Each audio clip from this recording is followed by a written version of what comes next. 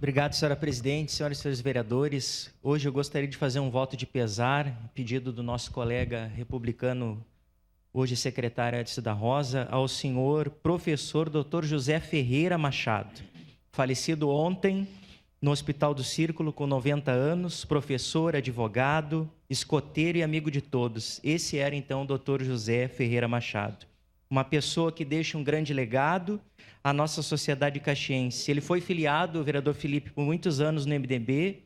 Em 2013, foi diretor-geral desta casa, quando então o presidente do Legislativo era o então ex-vereador Edson da Rosa. Escoteiro mais antigo do Brasil, recebendo uma medalha chamada Tapir de Prata.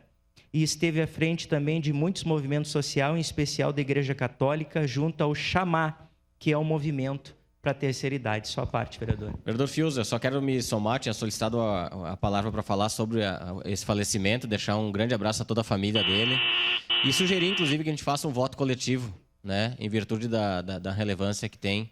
O professor José Ferreira Machado, advogado, foi diretor aqui da casa, tive a alegria de trabalhar com ele aqui na presença do vereador Edson da Rosa, então só sugerir isso, me somar ao seu voto. Obrigado, vereador Felipe. Da minha parte, também ia sugerir a mesma coisa e agradecer a tolerância, senhora presidente. Muito obrigado. Obrigada, vereador Fiuza. Sem dúvida nenhuma, né, a casa pode providenciar um voto de pesar coletivo, né, e os nossos sentimentos à família do professor, né, do advogado, do nosso ex-diretor aqui, professor Machado.